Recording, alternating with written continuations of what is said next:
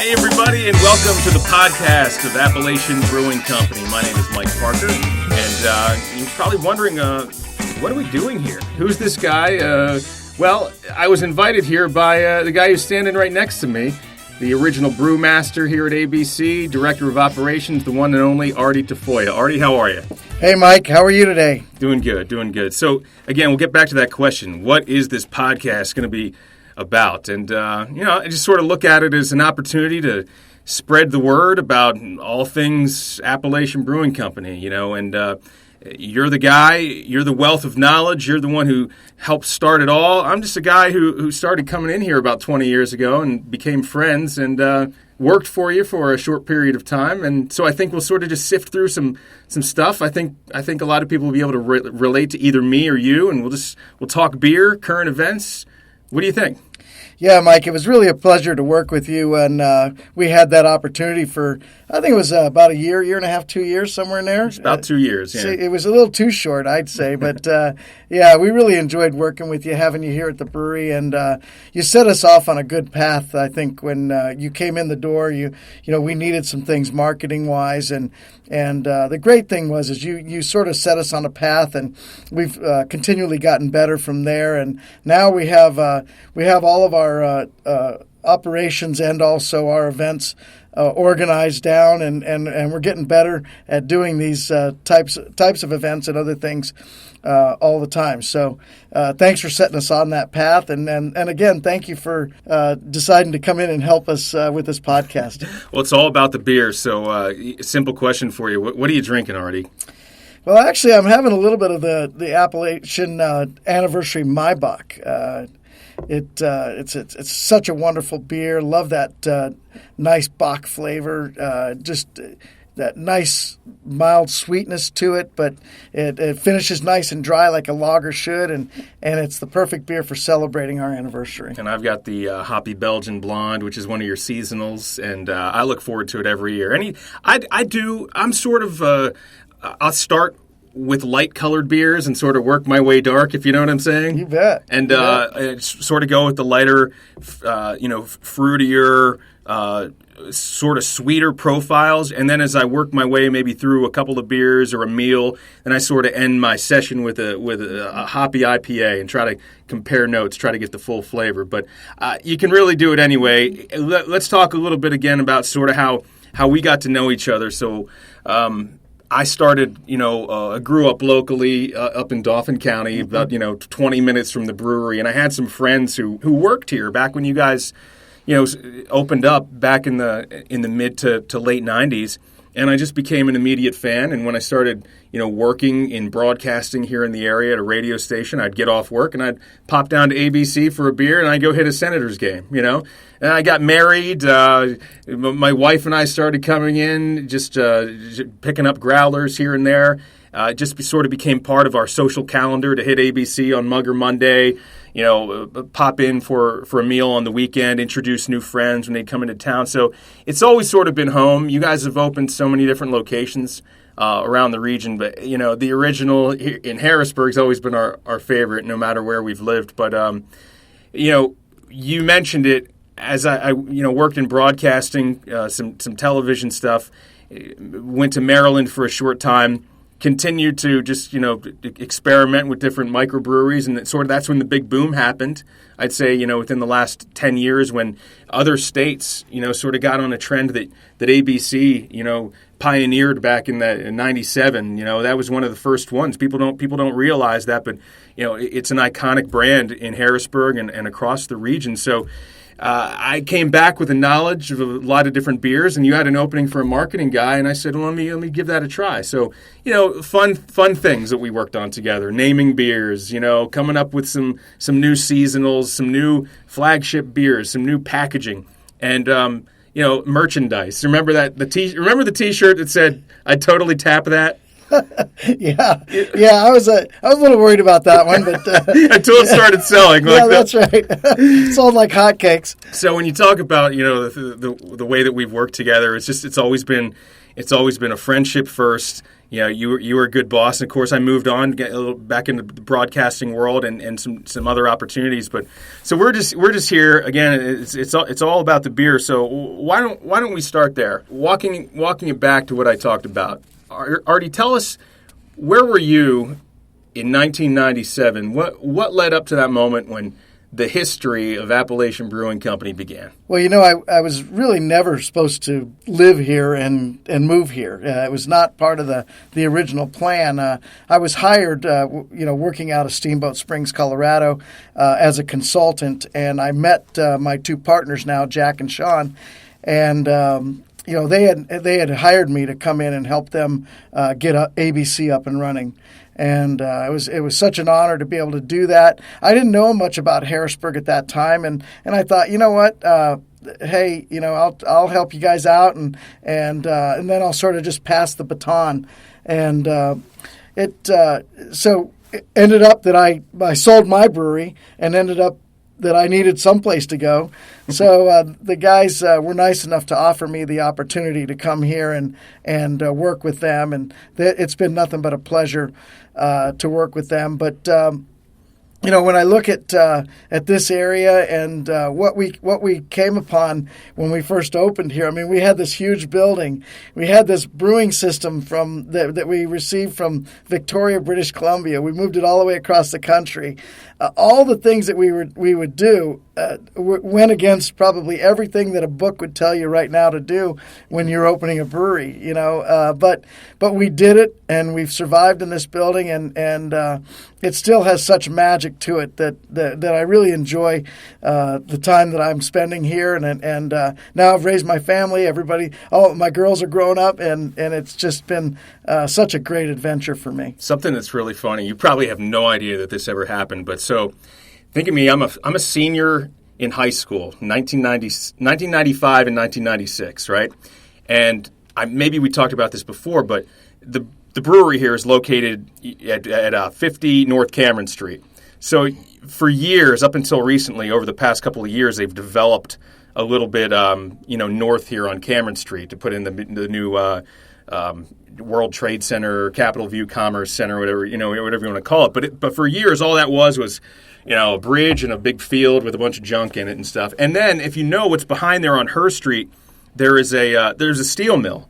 And that's where my dad worked for 40 years. Wow. At the Taylor Horton Steel Mill, right? So 95, 96, labor dispute, and they went on strike.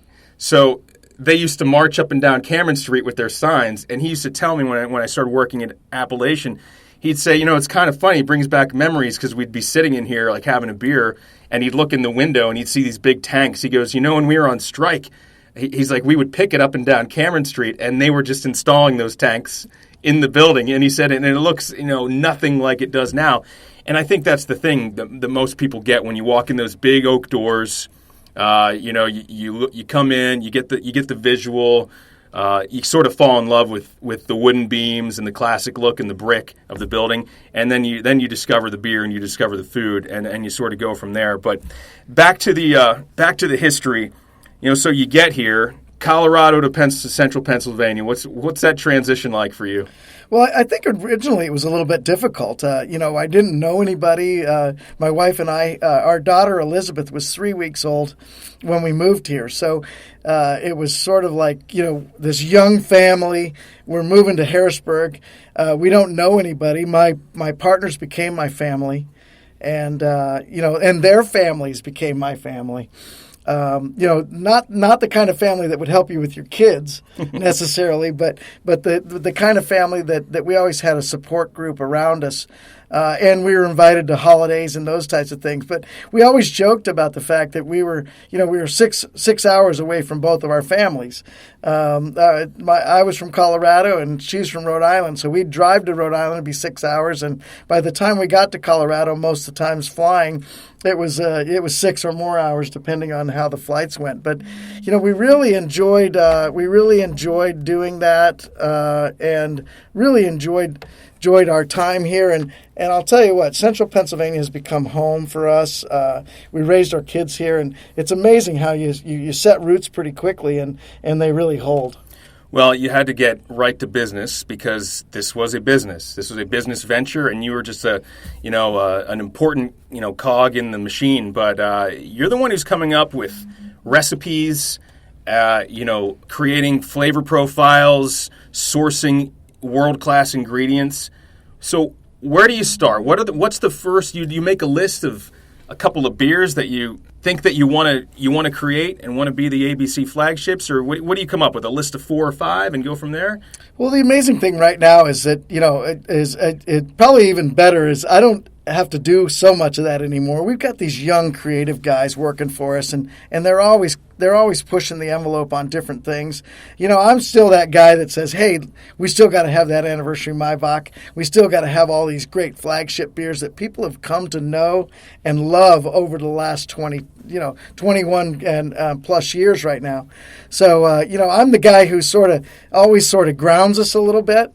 But the amazing thing is we have all these young people working for us, and they're very innovative. They push the envelope. I mean, even as far as this podcast, I could have never put this podcast together without my team and the group of people that work for me, that really, or work with me, I should say, that actually push me to say, hey, Artie, we got to do this. We got to get back. We got to get up into this, into these newer ways to convey information and those types of things. And I always thank God that I have these people around me. We're going to get into this in future episodes of the show. I'd love to just make a segment where we take a particular beer and we talk about not only the flavor profile and the ingredients and what makes that particular style, but also the name of it, because a lot of the ABC beer names have local meaning to them.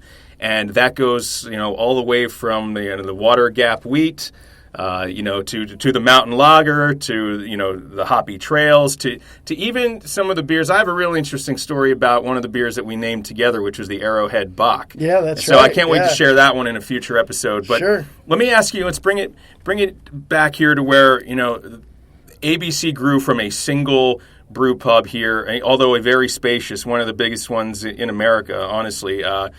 Square footage-wise, multiple floors.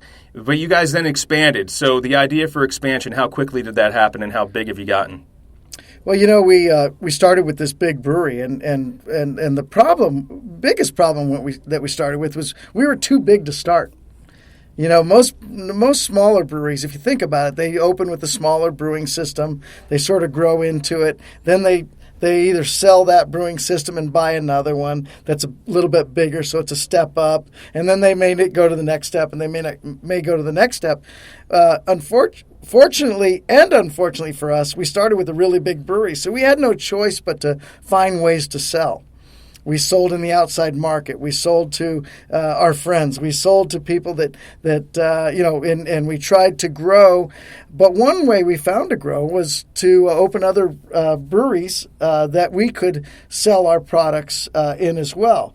If we went into an area, we could find a way to sell, let's say, 1,000 kegs that year in that location, and that would be great for us. I mean, it really helped us grow and keep all of our the brewery going and keep everybody employed and all those other things. It became kind of hard though too. I assume because this was such a hot spot when it opened. People were like, "This is something brand new."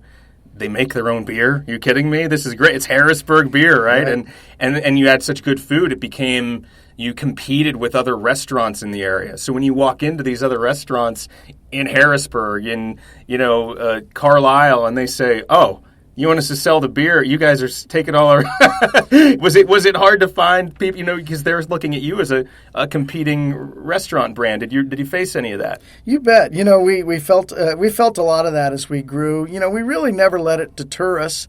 In terms of our growth, we sort of looked at it and said, well, if you guys aren't going to sell it, we got to sell it some way. So we're going to figure out a way to do that.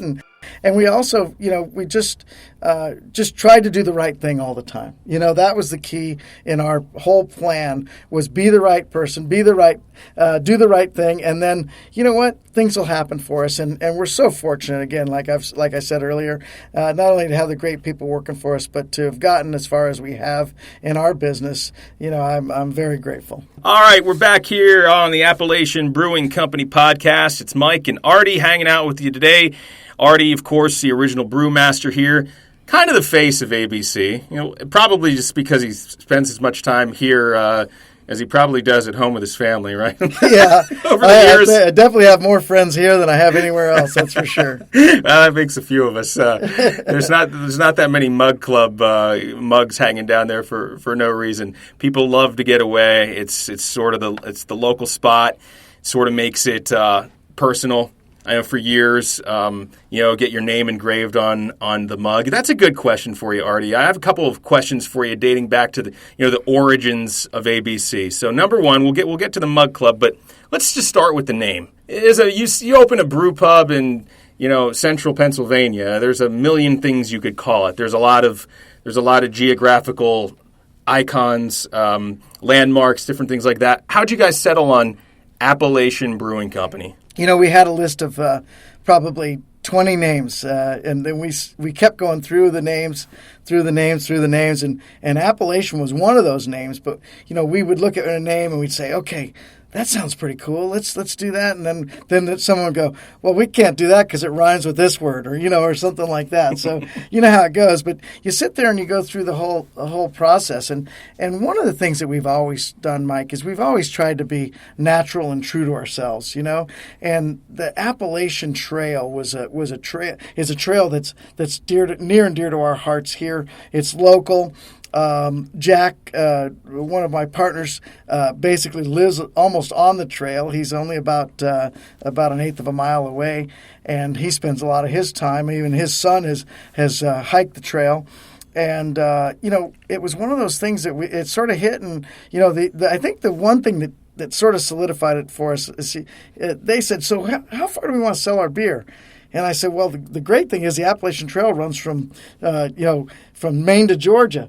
So if we can do Maine to Georgia, that would be great, and we could sell all the beer we have and go from there. But with the trail going from Maine to Georgia, that's sort of been our sort of growth plan, and we continue to move up and down that Mid-Atlantic and northern down to the southern region. And there's just a lot of things. Like the Appalachian Trail has a lot of history. So, 200 miles or so runs through the state of Pennsylvania. So it is a significant spot. The through hikers are coming here in the middle of the summer. It's where it falls. Right. So, Yeah, July when it's 103 degrees, they're on the trail. They would probably wish that you guys were selling beer on the trail. Yeah, that's right. At that point. That we haven't located a location right on the trail yet, but right. But being up in Duncannon, we a lot of the guys get rides down here. And come down to our Cameron Street location. It's being known for a good place to stop and enjoy a beer and a good meal for those guys. So it's been great. It's a long word, and that's probably been one of our biggest challenges. The word right. Appalachian. I think I was here 2 or 3 years before I could get it right spelling it. It's become our name, and I'll be honest with you. People refer to us more like Appalachian, or instead of Appalachian Brewing Company, ABC, right? So right. I'm going down to ABC. If you're somebody outside this area, they'd be like, I have no idea what you're talking about, but I'm in, right? So right. Well, okay, so Appalachian Trail, Appalachian Mountains, Mountain Lager. Let's start there. If we're going to do this as a regular feature, which, by the way, I want credit for because I just came up with that on the fly. Okay, great. All right, so let's take Mountain Lager, iconic flagship beer. It's a house beer for a lot of people. And, there's plenty of domestic, big brewery beers that you can buy out there. But if you're, in this area and you're looking for a daily drinker, right? Mm-hmm. Something to enjoy with every meal. Just you can't really go wrong with Mountain Lager. So first of all, the name, and then sort of what is Mountain Lager? Well, I'll tell you, it's one of our first beers that we developed, and it's been such a flagship for us. What a great selling beer. The size of our brewery was the amazing thing about the size of our brewery is it allowed us to produce lagers because we could give them the time and aging that they needed. If we had a smaller brewery, it'd be much more difficult. But starting with that big brewery again, we were able to do lagers right out of the gate. And this was one of our first. And I'll tell you what, it's been consistent, it's tasted great, and it's really become a little bit more of a local hero, in right. terms of the style. But we have people who come here for that beer. My partners drink that beer exclusively. I know. Pretty much. I try to get them to go to something new. Hey, try this, try that. They go right back to the Mountain Lager, and that's fine. It's such a great beer, and we're so proud to be able to produce it. And simply Mountain Lager because just to carry on, one of the first beers, a flagship, a staple of the company, Appalachian Mountain right. Lager. Yeah, all right. It fits the whole program. Sits around 5% alcohol. Again, one of those beers that you can have one or two or three at the family picnic and not be referred to as crazy Uncle Artie. You know what I mean? Right. It's a little bit different than maybe an 8% Imperial IPA. Yeah, that's right. We don't want to have that at the wedding. Right. It is, and I'll tell you what, it's become. Along with Water Gap Wheat, which just happens to be the house beer at the Parker household for myself and my wife Tara. We always have some Mountain Lager on hand for my brother-in-law Lenny and whoever else comes over. They look for it by name. So thank you for creating such a great beer. And one thing you mentioned about consistency, I know that it's not always easy to create. It's not as if the same ingredients, you're talking about natural ingredients that grow somewhere in a field that are subject to wet summers or droughts, insects, things that can damage a crop. So you're always part of the art of creating a craft beer is not always using the exact same ingredients yet achieving the same taste. And you've been able to do that with lager in particular. Mike, that beer has stayed consistent for us. We do have to adapt and adjust. You're absolutely right. With the seasonality of products and the ingredients that we get every year, we have to adjust a little bit for color here and there. We have to adjust a little bit for the new hops that come in that we buy, many of them directly from the hop farmers in Germany, those types of things. But that Dortmund-style export beer has just been sort of a great solid beer for us over the years, and we're so excited to have that beer in our lineup. And along with that, we have so many other great beers. These guys are making stuff that just blows me away right now. A lot of our specialty beers are just coming out. I'm sitting back and going, wow, this is really innovative. It's really cool. I love those old flagship beers. But some of this new stuff coming out, I'm digging as well. Sometimes you got to get new to keep people reminded of just how good the old stuff is too. That's right, yeah. It brings you back like an old friend. All right, switching gears here, Artie. Let's talk a little bit about the food offerings at Appalachian Brewing Company. Some gourmet pub fare, I would say, is a good place to start in describing the food here. It's really good stuff. People have their favorites. You guys have specials, some things that are always on the menu. Well, why don't you start off talking about some of your favorites? Well, my main favorite that I have all the time, I order it probably more than I should, is our rockfish tacos. I love the rockfish tacos. Just and I can't get enough of that honey habanero sauce. I don't know if you've had it, but I put that honey hab on there and I sit there and I sweat and I eat and I love it. But that, the rockfish that we get is very consistent. We get it from a local supplier here. As with all of our food products, we buy them directly from local suppliers. Again, trying to support local at all times. But, the rockfish, the cabbage, tomatoes, red onions, the chipotle cream sauce, everything in that just sort of works together. And usually I can only finish 2 out of the 3 tacos. It depends on how hungry I am, but sometimes I get through that third taco. Depends on who's looking. I think is what you're trying to say. Right. Honey Hob sauce. So Artie, when he makes his order here, he orders honey habanero with a side of rockfish tacos. Is that That's what it right. is? You get your choice of salsa or honey hob, and I just get both. And pairing beers with food is a great idea too. I know there's recommendations, so it's something we can talk about. When you've got a spicy food, what kind of beer do you think you should go for, or is it really up to personal taste? Well, I think that, no, definitely beers, different beers go with different food better. I mean, you follow along the same lines as wine. I think in most cases, you're looking at lighter wines go with lighter proteins.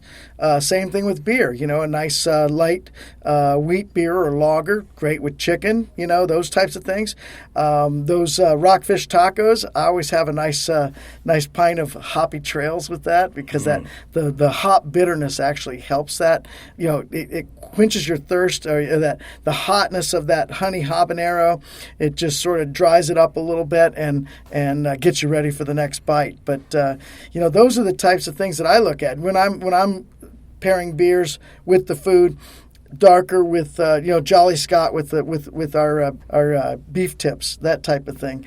Just trying to match up but what I will say is whatever you like and whatever combination you find, everybody's taste is a little bit different. So just because there are these guidelines that say, hey, let's do more hoppy beers with spicy food. You might just as well enjoy it with a mountain lager or one of our other flagship There's beers. really no wrong answer. But if you're looking to experiment, you want to hear from the people who have tried the beers with the food and sort of have a track record of coming up with successful pairings. That's one of the things I always liked about the menu at ABC is the suggested beer at the bottom. Especially if you're new to town, you end up at one of the brew pubs, you're ordering something, you say, what am I going to do with it? We try to take a little bit of the work out of it for you to make the experience a little bit more enjoyable. At least sort of give you a good shot at succeeding at what you're trying to find. So that's right. Yeah. And you can also grab a sample all. So you can actually eat your meal and try a bunch of different beers. So the next time you come in, you can say, man, I really love that chicken dish with that mountain lager. And then next time when you come in, hey, I'm going to have the chicken, I'm going to have the mountain lager, that type of a thing. So doing the sample all and even, being able to establish that sample all and do it in any of our different specialty beers will also allow you to try different food styles with different beers. All right. Well, hey, we hope you've enjoyed the first episode of the podcast of Appalachian Brewing Company. Mike and Artie here hanging out. We think we did a pretty good job of, sort of summarizing just, some of the basics. We wanted to get to know you, to get to know who we are, talk a little bit about the history of Appalachian Brewing Company. People have stopped in. People end up here for, a show, and they stay for a beer, stay for a meal. It's one of those places that, people tend to either, frequent all the time, or they may end up here once or twice a year for something that's happening at, in Harrisburg at the farm show, in Carlisle and Mechanicsburg, the car shows over there. Sure. Lidditz has so many different festivals and wherever else. Anything you want to know about ABC in the meantime, go to abcbrew.com, learn about it, and heck, I don't know, if you got a question that you want, Artie to answer here on the podcast, Artie, what's the best way to get in touch with you? Well, you can always get in touch with anybody in our company through our website, and there's a comment section there that you can go in and get in touch with somebody. We get back to everybody within 24 hours, but usually much quicker than that. So you can always get in touch with anybody here that you need to through our website. And Mike, I want to thank you. This gives us an opportunity to hang out. We spent a lot of time one office away from each other for a couple of years, and just having you back in our building here and being able to sit back and talk about all the things we love to talk about. Pleasure for me, and look forward to the next podcasts, and hopefully we can bring some of our real talented people in and have you sit down with them and you can pick their brains as to the direction of Appalachian Brewing Company in the future. All right. Well, I think for the next episode, we're going to talk about the beer. We'll see what else comes up in the meantime. Current events, other things happening, company wide, and a lot new beers in bottles that we have to talk about too. Offerings for you to look for, to ask for when you visit your local beer distributor or retailer, wherever you're buying your bottled beer. You want to look for the Appalachian Brewing Company name. But I think we'll talk about the ingredients, because we touched on that a little bit about how important it is to source great ingredients. But I think what we'll talk about is what a lot of people ask. Well, what makes this beer different from the next? Why does it have a different color? Why does it have a different flavor? And the answer is not because we put a different color food coloring in it, or we put a different, flavor of extract in it. The answer is because these are naturally derived flavors that are a result of a scientific, if I will, combination of grains and hops, and the amount of time that these things are interacting with yeasts and different strains of yeast. And you could literally talk about this for hours, but that's just a teaser. So I think we'll get into that next episode. And I guess that's it. We want to thank you so much for joining us. Go to abcbrew.com. For Artie, I'm Mike, and thanks for joining us on the podcast of Appalachian Brewing Company.